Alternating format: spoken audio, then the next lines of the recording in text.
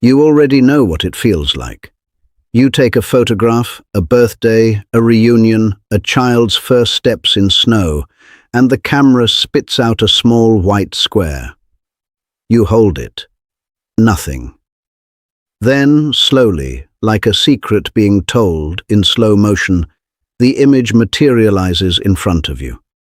Colors rising out of pale gray, forms sharpening, a face you love appearing in the chemical warmth of your own hand, that white border, that chemical smell, faintly acrid, faintly sweet, that square format, slightly smaller than a playing card. You remember the sound, a mechanical whir, a soft click, the spool of plastic emerging from the slot. You didn't need to know the name of the company to feel that. But the name was Polaroid, and there was a time when it employed 21,000 people and generated $3 billion in annual revenue. There was a time when its cameras were on the covers of Life magazine, when its stock was the hottest thing on Wall Street, when Andy Warhol used its film, when Ansel Adams consulted its engineers, when NASA's astronauts carried it to space. There was a time when instant photography did not exist in the world, and then because of one man and one extraordinary American company, it did, and the world changed. They survived the Great Depression, when orders dried up and the company ran on credit and belief. They survived the Second World War, mobilizing their entire workforce for the military before pivoting back to consumer cameras. They survived an aggressive takeover attempt in 1988 that would have dismembered them, and they fought it off with their own workers' pension money. They survived the loss of their founding genius, whose departure left a void nothing could fill. They even survived a lawsuit against Kodak, one of the largest corporations on Earth, and won nearly $1 billion in damages. They survived all of that. And then, on October 12, 2001, the original Polaroid Corporation filed for Chapter 11 bankruptcy protection in a federal court in Delaware. 6,000 retirees lost the lifetime health benefits they had been promised. Thousands more workers were laid off. The stock, which had traded at $60 a share just 4 years earlier, was frozen at 28 cents. How does a company that invented its own industry, that held 500 patents protecting technology it had built from nothing, end up buried under nearly $1 billion of debt? And what really happened inside those Cambridge offices and those Waltham factories in the years before the gates closed? If you've ever held one of those developing squares and watched a world come into focus, we'd love to know about it. Leave a comment below. Tell us where you're watching from. And if you're new here, subscribe. We cover stories like this every week. Now, let's go back to where it began. Chapter 1. The Boy Who Snuck into Columbia. Edwin Herbert Land was born on May 7, 1909, in Bridgeport, Connecticut, the son of Harry and Matey Land, Jewish immigrants who had worked hard and built a modest, stable life. Harry Land ran a scrap metal business. The family was not poor, but they were not wealthy. Edwin grew up in a world where things were earned, not given, and where the measure of a man was what he could figure out for himself. He was different from the beginning. Not in the obvious ways. He was not particularly tall, not particularly gregarious, but in the quality of his attention. He became obsessed at an early age with the properties of light, not light in the poetic sense, light as a physical phenomenon, the way it bent, the way it scattered, the way certain crystals could be arranged to control its direction. He enrolled at Harvard University in the autumn of 1926. He lasted 1 semester. Not because he failed, he excelled. But because the labs were not open enough, the pace was not fast enough, and he had an idea that could not wait. He moved to New York City. He had no laboratory. He had almost no money. He was 19 years old. What he had was an idea, and the shamelessness to pursue it by any means available. He began sneaking into the laboratories at Columbia University late at night to use their equipment. He scoured the New York Public Library for every scientific paper ever published on the polarization of light. He worked through those nights alone, rearranging tiny crystals in a magnetic field, trying to crack a problem that had defeated physicists for decades. His breakthrough came when he understood that you did not need a large, perfect, expensive natural crystal to polarize light. You could make a film, a thin, cheap film, in which millions of microscopic polarizing crystals were aligned in the same direction, locked in transparent plastic so they could not drift. The result was the same, at a fraction of the cost. He filed his first patent on that process in 1929. He was 20 years old. In 1932, he returned to Cambridge, Massachusetts, not to Harvard, but to a small laboratory he established with his former Harvard physics instructor, George Wheelwright III. Wheelwright came from money and believed in Land's vision. Their company was called Land Wheelwright Laboratories. Their first office was modest. Their ambitions were not. The chalkboard in their lab, by one account, read this: "Every night, 50 people will die from highway glare." Land had identified his mission. Polarized headlights would stop drivers being blinded by oncoming vehicles. It was a practical problem with a precise scientific solution, and he was going to solve it. The auto industry was not interested. Detroit told him, politely but firmly, to go away. He pivoted. He sold polarizing filters for cameras. He sold them for sunglasses. He sold them for scientific instruments. In 1934, Eastman Kodak gave him a contract for photographic polarizing filters, his first significant customer. In 1935, American Optical agreed to buy polarized lenses. The company grew slowly, carefully, one application at a time. In 1937, the company was renamed the Polaroid Corporation, named after the material that was its lifeblood. Wall Street noticed. Investors, including J.P. Morgan and Averell Harriman, provided capital. The company moved into real premises. Land was 28 years old, running a company with serious financial backers and a growing portfolio of products. George Wheelwright, his co-founder, would eventually step back from the business, leaving Land in full control. He had 535 patents to his name by the time he retired.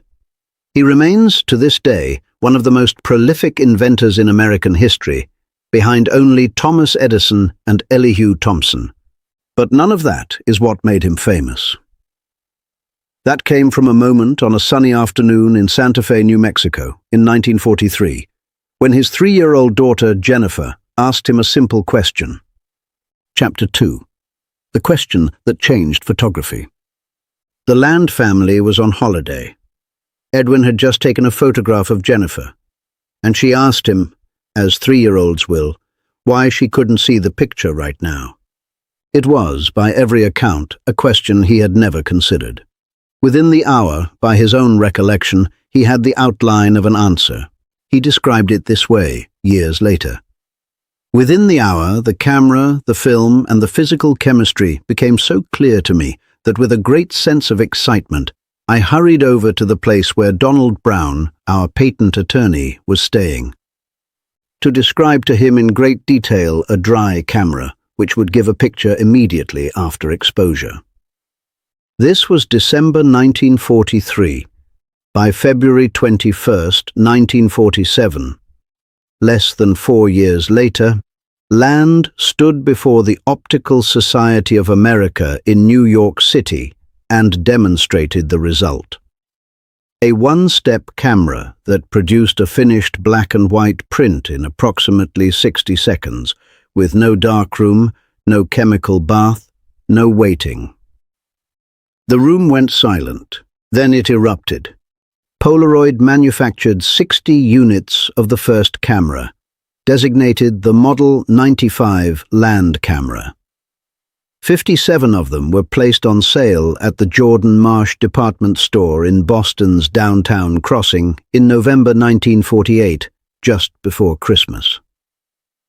The marketing team assumed the cameras would stay on the shelves long enough to manufacture a second batch based on demand.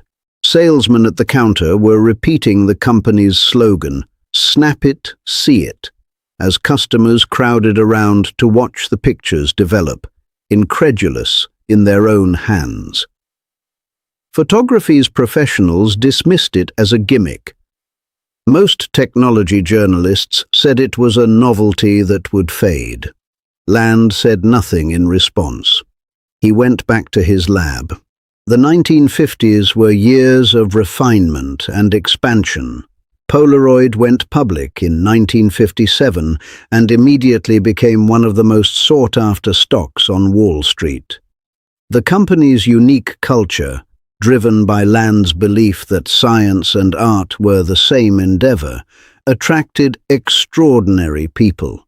He hired art historians alongside chemists. He commissioned Ansel Adams to use Polaroid cameras and give him feedback. Adams obliged for decades. He hired Marie Cosindas, the color photographer, to push the film to its limits. He built a collection of photographs by the world's greatest artists, eventually between 16 and 24,000 images, that he called the Polaroid Collection. The company's campus in Cambridge, Massachusetts, became known only half-jokingly as the city's third university, after Harvard and MIT. In 1963, Polaroid introduced color instant film, Polacolor, giving photographers the ability to produce a finished color print in about a minute. The market responded enthusiastically. But the process was still messy. You pulled a tab, waited, peeled the negative from the positive, and used a chemical swab to stabilize the image. Land wanted something cleaner, something perfect, something that required nothing of the user at all. He launched the most ambitious research project in the company's history. He called it Project SX70. By the height of the 1960s, Polaroid's annual sales were approaching $500 million. Employment in Massachusetts alone had reached 15,000 people. The Waltham plant, a sprawling campus along Route 128, later to become the most famous technology corridor in America, was running multiple shifts. Workers arrived in the dark and left in the dark, and the bonus checks were so reliable that the Ford dealership on Main Street across from the plant ran special promotions timed to coincide with Polaroid's bonus days.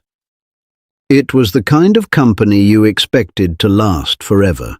The question was whether it could survive its own perfection. Chapter 3: The Folding Miracle and the $1 Million Party. On April 25, 1972, Edwin Land stood before 3,000 people assembled at a Polaroid warehouse in Needham, Massachusetts, for the company's annual shareholder meeting. He was 62 years old. He had run this company for 35 years, and he was about to show them something that had cost $500 million to build. He reached into his suit jacket pocket and removed what appeared to be a thin, leather-covered wallet. He unfolded it. It opened, with a mechanical precision that drew an audible gasp, into a compact, single-lens reflex camera. He pointed it at the audience. He pressed the shutter. A square picture slid out of the front of the camera, smoothly, silently, and then he did it again, and again. In 10 seconds, he had produced 5 photographs. He held them up. The image was already developing in full color, in bright daylight, without any peeling, any swabbing, any chemical handling of any kind. He told the audience the camera might be called the American. It became known as the SX70. It was, and remains, one of the most technically extraordinary consumer products ever manufactured. The SX70's folding mechanism incorporated 436 individual parts. Its film was a sandwich of 17 distinct chemical layers, each one performing a different function in the development process: timing, diffusion, neutralization, color formation, all happening automatically inside a sealed unit. The industrial designer was Henry Dreyfuss Associates, the studio responsible for the Bell System telephone and the New York Central locomotive. The result looked, as one journalist put it, less like a camera and more like a model of an avant-garde tent or a sculpture destined for a museum of modern art. Life magazine put Land on its October 1972 cover, holding the SX70 with the headline, "A Genius and His Magic Camera." The camera sold 700,000 units by mid-1974. Not because it was cheap, it cost $180, equivalent to about $1,400 today, but because it was unlike anything anyone had ever held. Ansel Adams called it the most significant advance in photography since color film. Andy Warhol used one constantly. He kept a Polaroid camera with him the way other people kept a pen. Chuck Close used Polaroid portraits as references for his monumental paintings. The cameras began appearing in artists' studios, in operating rooms, in courtrooms, on Skylab. The Skylab 3 and 4 astronauts used an SX70 to photograph video display screens of the Sun from orbit in 1973 and 1974. Back in Waltham, the production lines were running 24 hours a day. William McCune recalled that in 1978 the company was manufacturing 30,000 one-step cameras, a mass-market version of the SX70 concept, every single day. Every single day. That year, 1978, instant camera sales in America reached 14.3 million units. Polaroid employed more than 21,000 people. Revenue reached $1.4 billion. The company controlled virtually 100% of the instant photography market. In 1977, the company threw a party to celebrate the 30th anniversary of instant photography. Land arrived and gave a speech about science and art and the future of human vision. Dr. Land could see around corners. He was about to walk into a wall. Chapter 4. The First Crack in the Frame. Land had been working on a new idea since the late 1950s. An instant movie system, a camera that could produce short color films. He called it Polavision. But Polavision arrived at precisely the wrong moment. Sony had introduced the Betamax video cassette recorder in 1975. JVC introduced VHS in 1976. By 1977, when Land unveiled his system, millions of consumers were already adapting to the idea of home videotape. Polavision produced films that were only 2 minutes and 30 seconds long. They were silent. They required a separate viewer that looked like a small television and cost $675. plus $9.95 per film cassette. The image quality was, by most accounts, mediocre. Within the company, serious voices had opposed Polavision for years.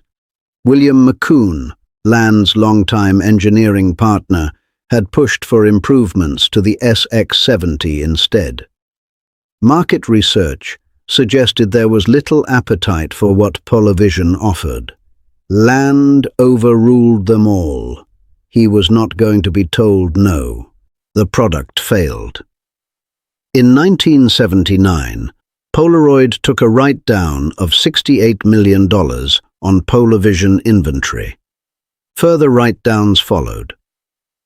The total losses associated with Polavision eventually approached $500 million. The company was shaken. There was a broader symptom visible in these years that the Polavision disaster only clarified.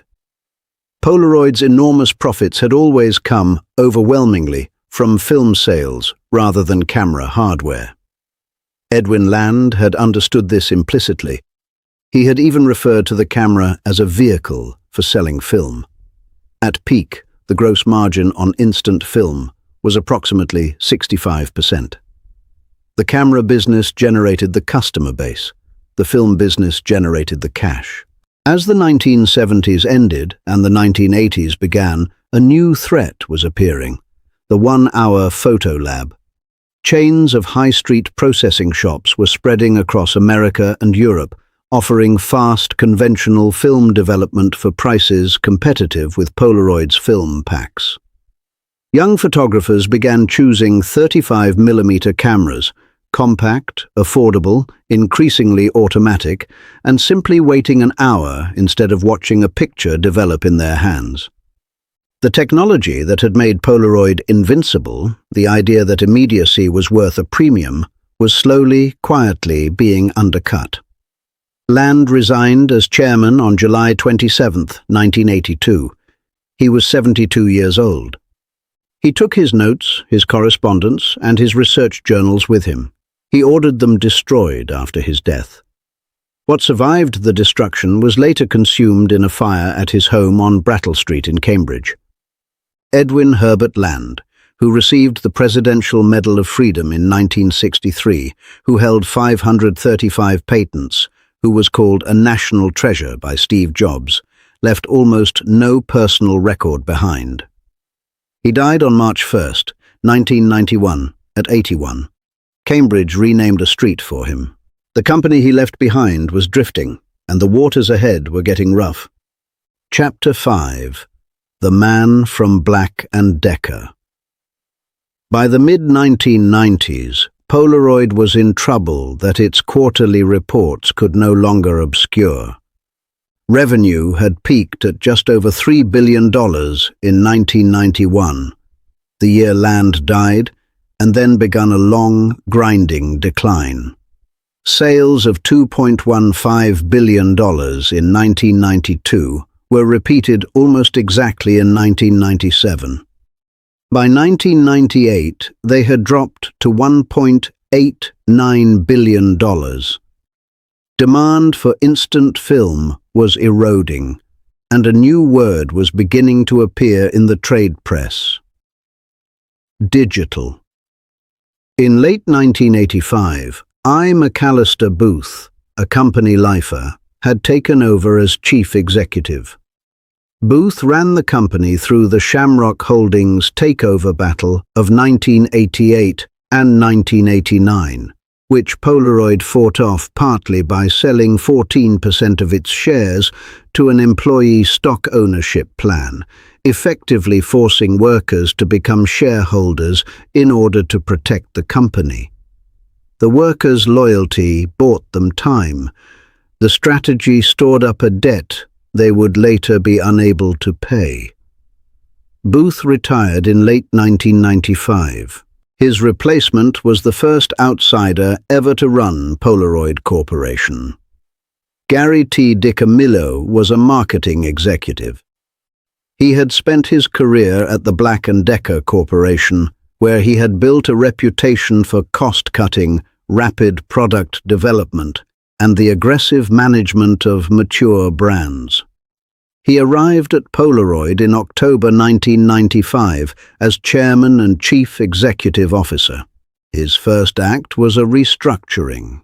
He cut the workforce by approximately 15%, 1,570 jobs, and took a charge of $247 million, which produced a net loss for 1995 of $140.2 million.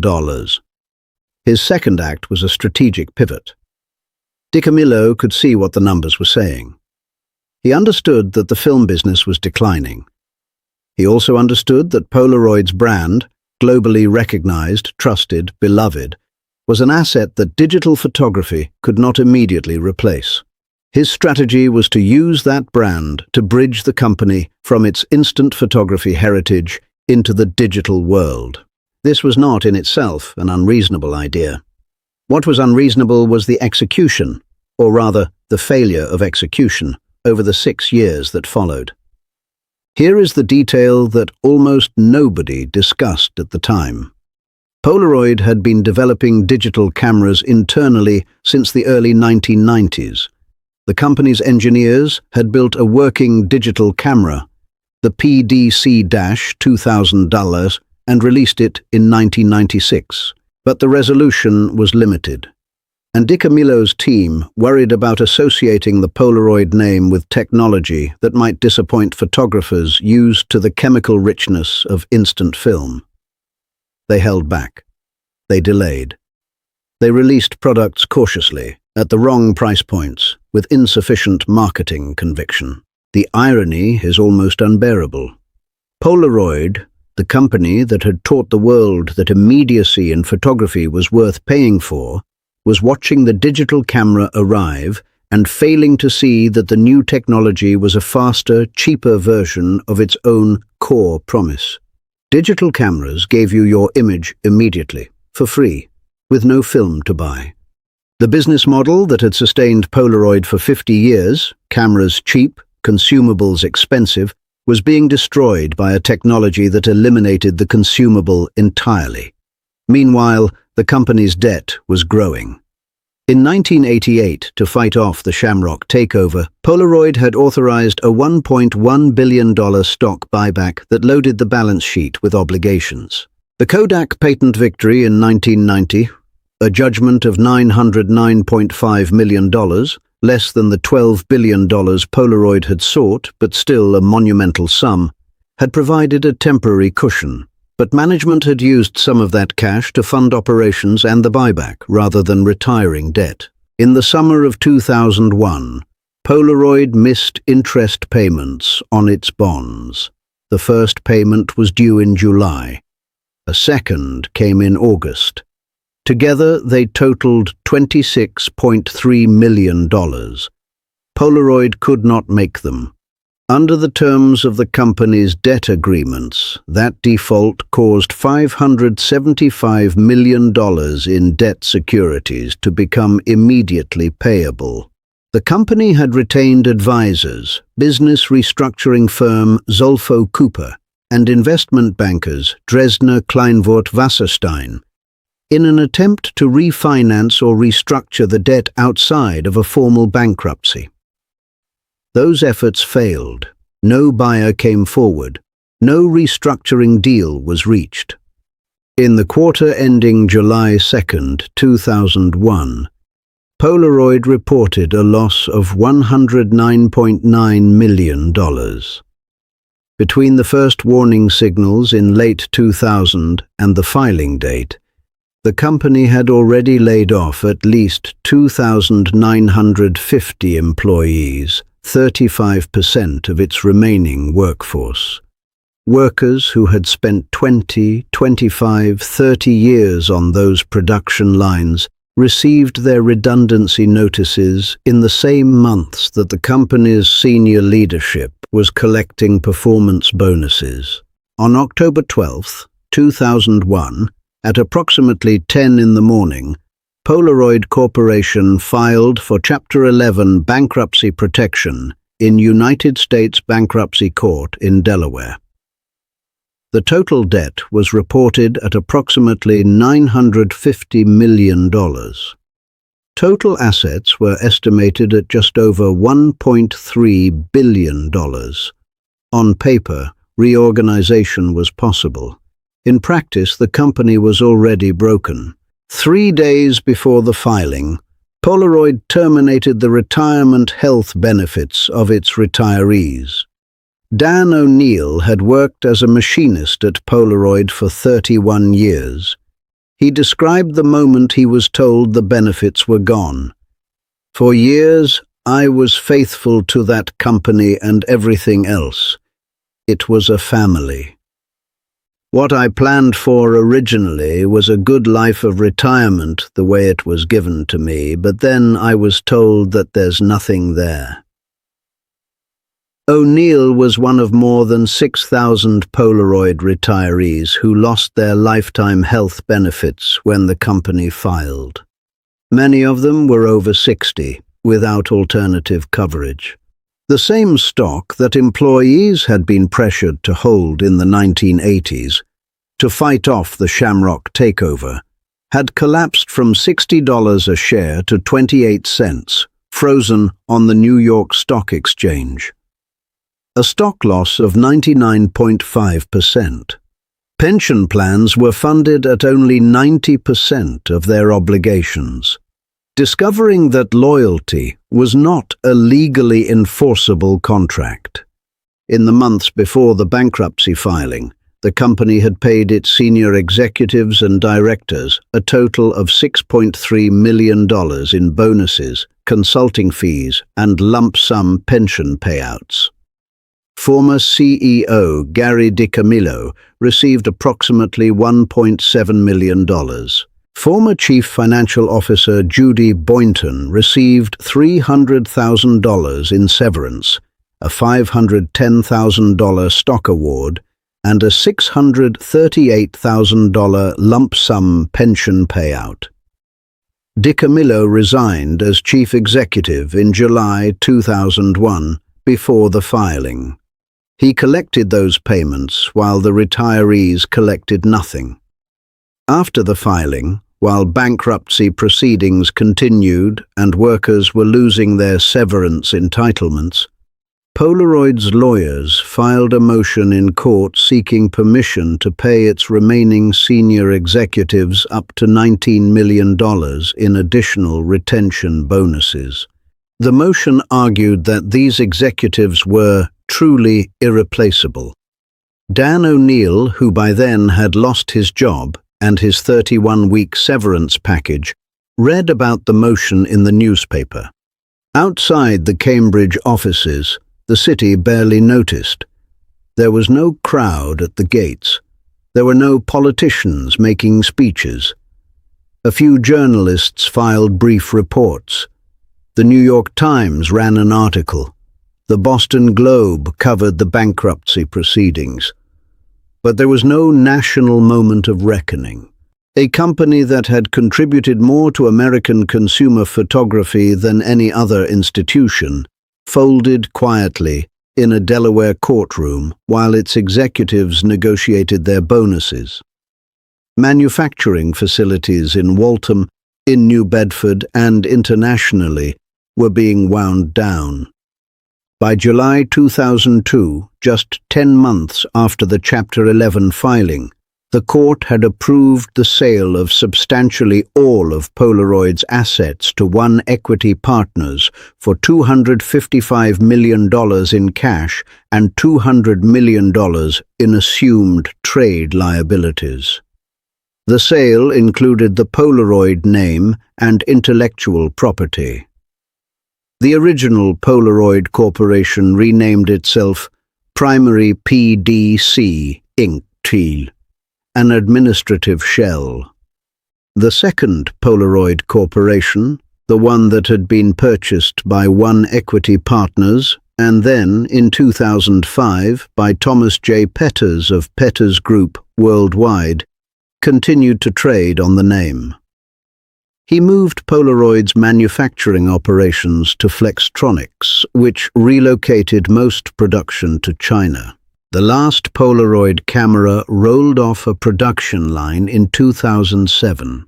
On February 8, 2008, Polaroid announced that it would cease production of all analog instant film completely. The Enschede factory in the Netherlands, the last facility in the world producing integral instant film for Polaroid cameras, was scheduled for closure. The handful of engineers who still understood the process, who had spent careers learning how 17 separate chemical layers had to interact in precisely timed sequence to produce a photograph, were being let go. It was, very nearly, the permanent end of instant photography. Then Thomas Petters was arrested by the FBI. In September 2008, federal agents raided the offices of Petters Group worldwide and found evidence of a Ponzi scheme of staggering proportions. Petters was convicted in 2009 on 20 counts of wire fraud and sentenced to 50 years in federal prison. Polaroid filed for Chapter 11 bankruptcy for the second time in December 2008 in a Minnesota federal court. In the chaos of that second collapse, the Enschede factory was still open. The machinery had not yet been scrapped. A man named Florian Kaps walked through the door. Kaps was an Austrian scientist and art dealer who had become one of the world's largest resellers of Polaroid film. He had spent months trying to persuade Polaroid's management to let anyone, save the production line. He had been told repeatedly that it was impossible. With the FBI arresting Petters and his associates, Kaps found himself speaking with a Polaroid manager who had the authority to sign a deal. He was given 10 days. If he could raise 180,000 euros, the factory would be his. He raised the money. In October 2008, the Impossible Project purchased Polaroid's remaining production machinery for $3.1 million. They hired 10 former Polaroid employees, the people who still remembered how the machines worked. Rebuilding the chemistry of instant photography from scratch. André Bosman, who had been head of film production at Enschede and had worked with Polaroid since 1980, became a co-founder. Bosman and Kaps did not have the original chemical formulas. Many had been lost or were environmentally restricted. They had to rebuild the chemistry of instant photography from scratch, with a team of 10 people. By March 2010, the Impossible Project released the first new instant film for Polaroid cameras. It was monochrome. It was imperfect. It was expensive. It was bought by tens of thousands of photographers who had waited 2 years for it. Chapter 8. The Silence and What Remained. So here, finally, are the answers to the questions we asked at the beginning. How does the company that invented its own industry end up fighting for survival? Not because the technology was defeated. Polaroid knew, as early as 1989, that digital photography was coming. The failure was not a failure of invention. It was a failure of will.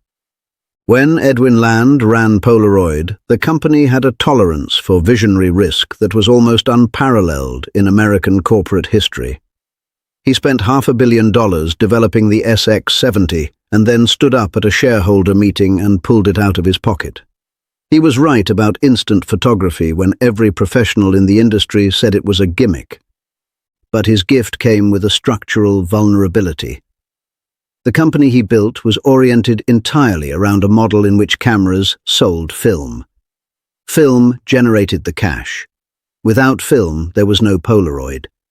And when the digital camera emerged, offering immediate photography with no consumable at all, Polaroid could not convert to the new model without destroying the old one.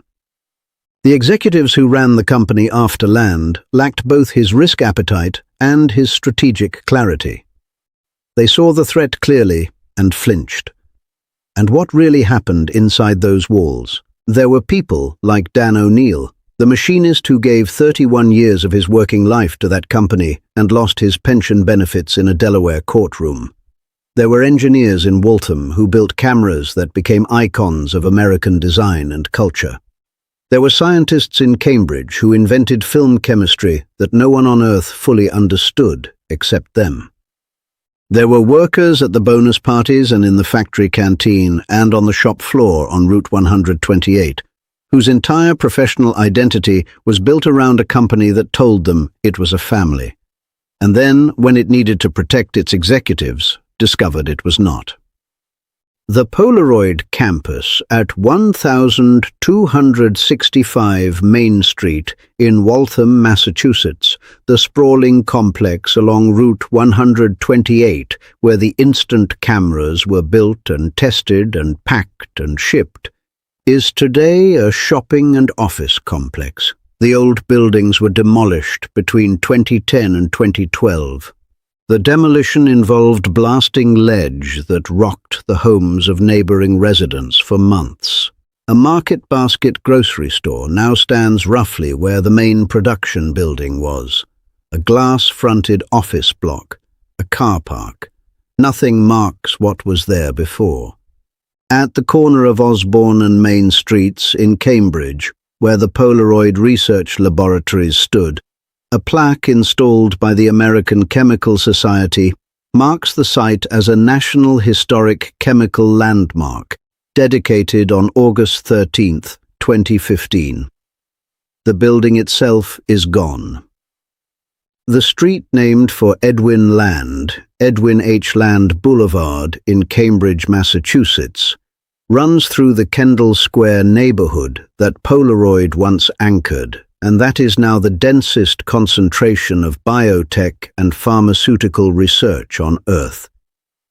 What survives is stranger and more alive than any monument.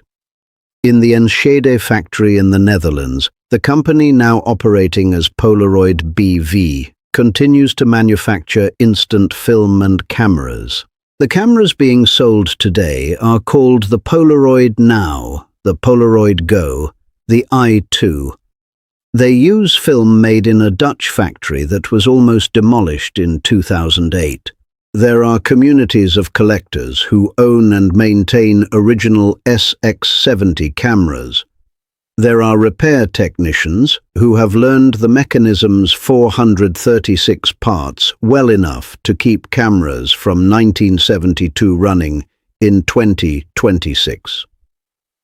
There are former Polaroid engineers who have written down in personal notes and private correspondence enough of the process chemistry to have given the impossible project a starting point. Not the formulas, those are gone, but the principles. The framework of what 17 layers of chemistry had to accomplish. And there is a generation of younger photographers, people born after the original Polaroid went bankrupt, who shoot instant film specifically because it forces a slowness, a commitment, a materiality that digital photography cannot replicate. They buy film made in Enschede and shoot it in cameras their parents bought before they were born. They shake the pictures, even though the instructions say not to. They hold the white border and watch the world appear. Edwin Land once said, "The only thing keeping us alive is our brilliance. The only thing keeping our brilliance alive is our patents." He was wrong in the end about the patents. What actually kept the idea alive was not a patent. It was the engineers at Enschede who remembered. But the survival of the film does not answer the central question. Who destroyed Polaroid? The honest answer involves more than one name and more than one decision. It involves the hubris of Polavision, Land's greatest failure, born from his greatest quality, his refusal to accept limits. It involves the financial engineering of the 1980s that loaded the balance sheet with debt to fight off a takeover, then failed to reduce that debt when the Kodak money arrived. It involves DiCamillo's decision to move carefully on digital technology while the world moved fast. It involves a board of directors that approved $6.3 million in executive bonuses 3 days before terminating the retirement health benefits of 6,000 former employees.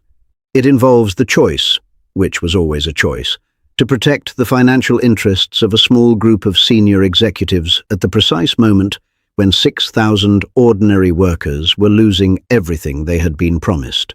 They had every chance to survive. Several people chose not to take them. The cameras still whir. The pictures still develop. Somewhere tonight, someone is watching a white square and waiting.